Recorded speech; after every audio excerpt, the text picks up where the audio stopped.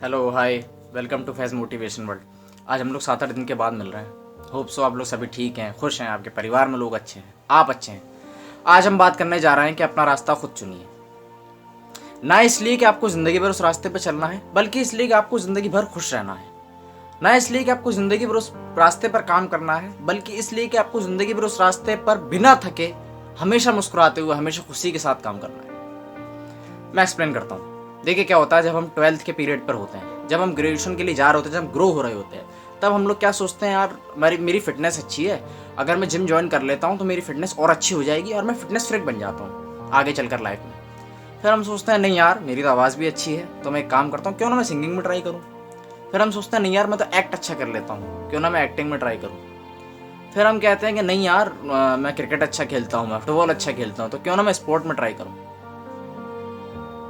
तब तक बहुत देर हो चुकी होती है। तब हम क्या कर रहे होते हैं, हम रास्ता नहीं चुन रहे होते हैं, हम ऑप्शनल हो जाते हैं कि यार ये इसमें भी मैं अच्छा हूँ, इसको कर लेता हूँ, इसमें भी मैं अच्छा हूँ। हम वहाँ एक पथ पर नहीं होते। देखिए कहा यह जाता है शुरू से, जब जब हम छोटे होते हैं, स्कूल लाइफ में होता है, तब ये कहा जाता है कि आप अपना करियर चुन लो, अपना रास्ता चुन लो। आप वो रास्ता चुनो जिसमें आपको इंटरेस्ट हो, आपकी रुचि हो, और मेन थिंग इज कि आप खुश रहो।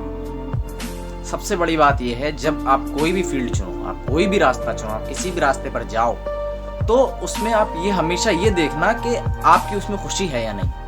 अदरवाइज क्या होगा, अगर आप बिना अपनी रुचि के, बिना अपने इंटरेस्ट के कोई रास्ता चुन लेते हो, क्लैरिटी आपको नहीं है और आपने रास्ता चुन लिया, आप कमा तो लोगे, आप काम तो कर लोगे, बट क्या होगा, आपको टायर्डनेस हमेशा रहेगी, क्योंकि उसमें आपकी खुशी नहीं है, उसमें आपका इंटरेस्ट नहीं है। आप मन से दुखी रहोगे, उस चेहरे पे कभी मुस्कान नहीं आ पाई।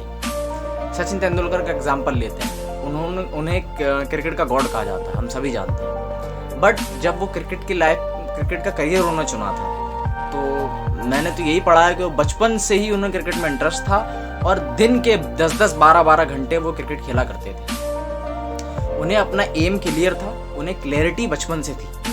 हम लोग क्या करते हैं, हम लेट हो जाते हैं, हम 12th में, ग्रेजुएशन में ये सोचते हैं कि अरे यार मैं ये भी बन जाऊँ, मैं ये भी बन जाऊँ, मैं ये भी बन जाऊँ। वो क्लैरिटी नहीं है।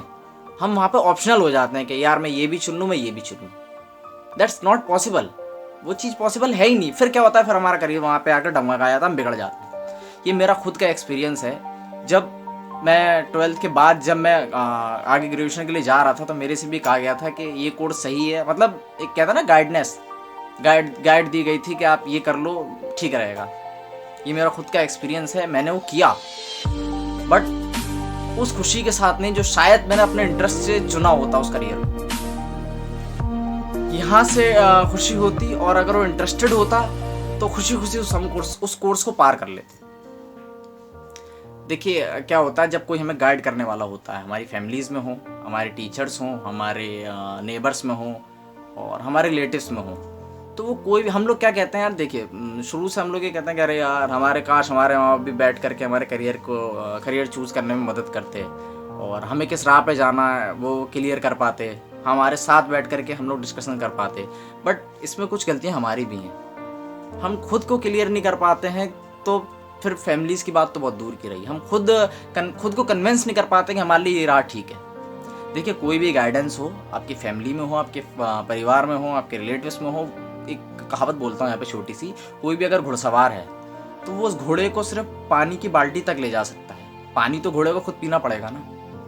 वैसे ही कोई भी आपको करियर में, आपकी लाइफ में, आप जिस रास्ते पे चलना चाहते हो उस पर सिर्फ गाइड कर सकता है। फैमिलीज में हो, टीचर हो, आपके रिलेटिव्स में हो, वो आपका कोई भी खास हो, वो सिर्फ आपको एक गाइड कर सकता है, एक राह दिखा सकता है कि आपको उस राह पे चलना है।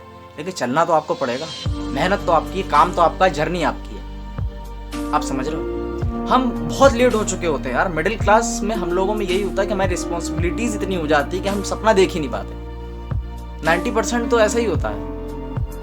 हम हमारे कामों में इतना उलझ के रह जाते हैं कि सपना तो छोड़िए, दूर की बात है, हम सिर्फ इसी में सेटिस्फाइड हो जाते हैं कि ठीक है यार, जॉब चल रही है, ठीक है, इसी से गुजारा तो हो रहा है, हमारी फैमिली सर्वाइव कर रही है। सबके सपने अलग अलग हो सकते हैं, मैं किसी को क्रिटिसाइज नहीं कर रहा। किसी का सपना हो सकता है कि मुझे मल्टीनेशनल कंपनी में जॉब करना है, ओके दैट्स गुड। किसी का सपना होता है कि मुझे मल्टी मिलियनर बनना है, मुझे अपनी खुद की एक कंपनी ओन करनी है, दैट्स गुड। सबके अपने अलग अलग सपने हैं, सबके अपने अलग अलग रास्ते हैं। बट मेन थिंग इज आपको चुनना पड़ेगा। और सबसे इंपॉर्टेंट थिंग ये है कि आपको उस चीज़ का ख्याल रखना पड़ेगा, आप जिस रास्ते पे जा रहे हो, आप जिस रास्ते को चुन रहे हो, उसमें आपका इंटरेस्ट हो, first thing. And second thing is उसमें आपकी खुशी हो। यहाँ से क्या होगा, अगर कोई दूसरा तो हमें कन्विंस कर देगा, कोई हमें गाइड कर देगा रास्ते के लिए, हम उस पर चल भी जाएंगे, बट क्या होगा, आप कमा भी लोगे। मैंने जैसे कहा है हमेशा कि आप काम भी लोगे, कमा भी लोगे, बट आपको उसमें खुशी नहीं होगी, क्योंकि वो काम आपके इंटरेस्ट का नहीं था। सचिन तेंदुलकर एग्जाम्पल हमारे सामने, उन्होंने बचपन से उस करियर को चुना और उस करियर पे बचपन से ही मेहनत की है। हम बहुत लेट हो चुके होते हैं यार, बहुत लेट हो चुके थे, तब हमारा करियर डगमगाने के रास्ते पे आ जाता है, हमें क्लियरिटी नहीं होती है, फिर हम खुश नहीं रह पाते हैं, हम जिंदगी भर उस रास्ते में मरते रहते हैं। यही होता है अक्सर करके। अगर आप वीडियो से सहमत हैं, आपको बात सही लगी है, तो नीचे दिए गए ऑप्शन पे पहले सब्सक्राइब करिए, सेकंड थिंग इज लाइक करिए, फिर कमेंट एंड देन शेयर। और हमेशा ये याद रखिए, जो भी आप राह चुन रहे हो उसमें आप खुश हो या नहीं। एक जाते जाते एक छोटा सा एग्जांपल दे देता हूँ। एक लड़का था, उसने कहा कि मुझे डॉक्टर बनना है। उसके फादर डॉक्टर थे ऑलरेडी।